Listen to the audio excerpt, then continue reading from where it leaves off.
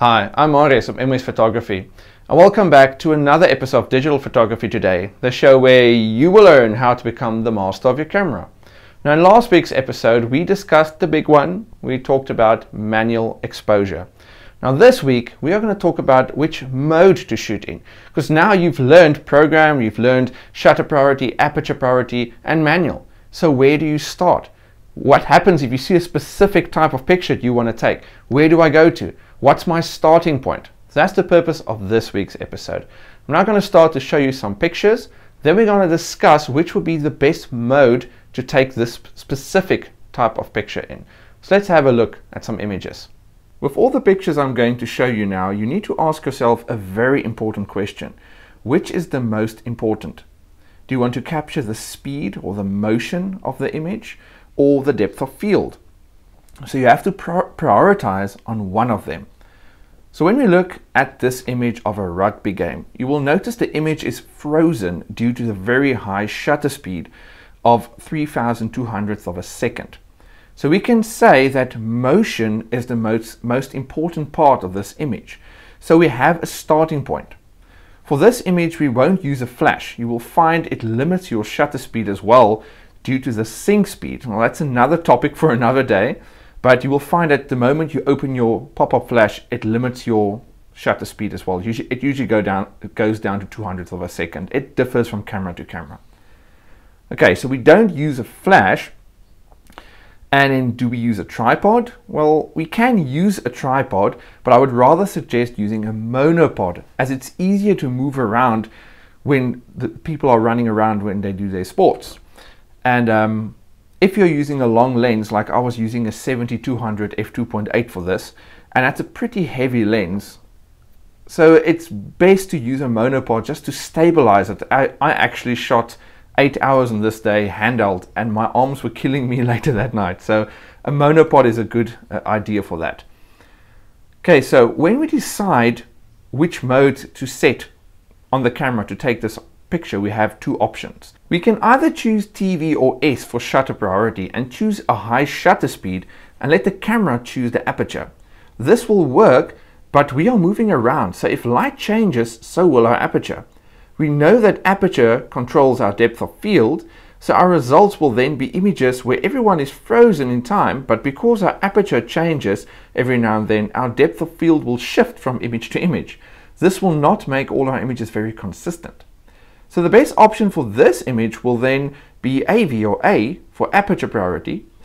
When we choose our smallest aperture, the camera will choose the fastest shutter it can. So we now have the best of both worlds. Our chosen aperture makes sure that our depth of field gives us consistency, in the case of this image, very shallow depth of field, and our shutter speed is high enough to freeze motion. If there's a lot of sunlight, use a low ISO. As you can see on this image where I was on ISO 100. If it is overcast, you can start to increase your ISO. We now have a very happy exposure triangle. And you can follow this guideline not only for sports, but for animals who are running around, or maybe even your children. So you can use AV or A on your camera to get this shot. When you look at these two images and we ask what is more important, depth of field or motion, the answer is motion. Now we know we can use the TV or S function on the camera. Then we choose the amount of time needed for the shot, and bingo, you have your image. Let's look at the waterfall. We know the shutter speed is slow, so we need a tripod to keep the camera still. I chose 1 second for this image. You will see the camera chose an aperture of f22. That was my maximum, so if I want a slower shutter speed than this, I will start to use a neutral density filter to block out the extra light so that I can get a slower shutter speed. The ISO I also keep as low as possible at 100.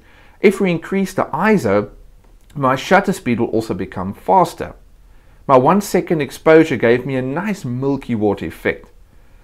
The image of the light trails, which I will also show you how to take in the next episode of Digital Photography Today when we look at night photography. Now I choose 13 seconds as the time needed for this shot. The camera chose f14 as my aperture. If I chose a longer shutter, my aperture would compensate for it. Again, the ISO is as low as possible, as we don't want more light. We want to use time to create the motion of the light trails. In this image we can see the people are frozen. Now we know our shutter speed is the most important. Before we set our camera, we need to discuss the lighting. We only have the stage lights and nothing else. So do we turn the flash on? And the answer is no, we don't.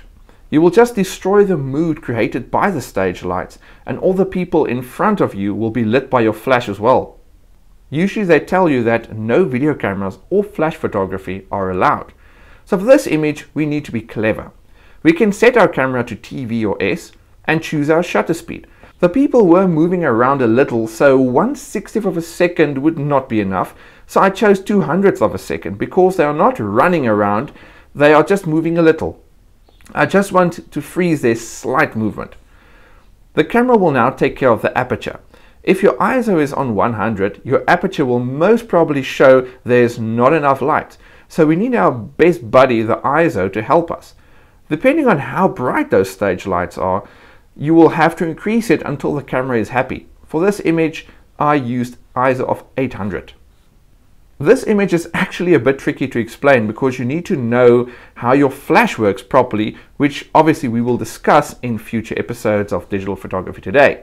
Now for this image, I used the Nikon SB910 Speedlight flash. Now when you take pictures of people outside, make sure the sun is behind them, and then use your flash to fill in the shadows that's being cast on everyone's faces because the light is behind them. So which mode do we choose? Well, basically we can use all the modes. You can even use program if you want to. Now I chose 1/200th of a second because it's important to my flash that I don't go over it. So we can then be on TV or S and choose 1/200th of a second and let the camera take care of the aperture. The ISO is low because we have a lot of light. When it becomes darker outside, I will increase my ISO. When you become more advanced and you learn how your flash works, you will even start to work in high speed sync, which will allow you to, even on your flash, use higher shutter speeds, which I also do. It just depends on the effect that I want. But again, another topic for another day. On this image, do we look at motion or depth of field? When you look at the image on the left, you will see I used shallow depth of field to focus on the face and blur the background. So depth of field is important. This will be the same for any image where you want to have shallow depth of field. So we can shoot on AV or A. And on the first image, I used f1.8 for very shallow depth of field. And I used the Nikon 50mm f1.8, or they call it the nifty 50 as well, to achieve this. The camera sets the shutter speed. It was overcast, so the shutter speed is not very high. If I increased my ISO, it would have increased my shutter as well. Now the image on the right, I'm using f5.6. I'm also using a different camera and a different lens. I was shooting two cameras at the same time because I want to show a little more detail on the feathers. My shutter speed became a lot slower because I did not have a lot of light. So I increased my ISO and that increased my shutter speed to 1/100th of a second, which was enough for this shot. For our last image, which is a landscape, depth of field is also very important. We want to make sure that our image is sharp all the way from the front till the back. So we don't really worry about speed on this image unless we have movement that we want to control. So we can shoot this image on AV or A so that we can choose the aperture we want, which can be maybe f16, f11, f18, f22. It depends on what you want to use. Or you can use the highest that you've got on your bridge camera, because you'll notice your bridge camera doesn't go as high as the SLR camera can. Now the camera will decide what the shutter speed needs to be. On this image taken at sunset, light is low, so I need a tripod. Because I'm using a tripod, I can keep my ISO low to 100 because a tripod stabilizes the camera, taking the image at half a second. If this was handheld, I would have chosen a slightly lower aperture, maybe f16, f11, and then increased my ISO until my shutter speed was more around a 60th of a second to enable me to shoot it without a tripod. Now, all of these images could have also been taken on manual if you are comfortable with that. If you are watching this episode for the first time and you have no idea what shutter speed, aperture, ISO and stuff like that mean, then please look at the first season of Digital Photography Today and go look at the shutter speeds in detail video as well as the aperture and the ISO video so that you can understand what all these mean and how we get the exposure triangle that we can adjust everything the way we want it to. Okay, that's that for this week's episode. I hope this really helps you to have a starting point so that you know where on the camera do you begin. Shutter, aperture, manual, when you want to take your next picture. Okay, so if you have any photographic questions or camera related questions, please send it to askmwest@mwest.co.za and I will try to answer that for you in a future episode. Then if you enjoyed this episode, I'm sure you have. If you haven't yet subscribed, press the button. What are you waiting for? It's almost half of season 2 and you haven't subscribed yet? What's wrong? Click it. Click the button. Thank you. Okay, so that's all for this week's episode. And then I'll see you again next week when we look at night photography. So see you then. Bye.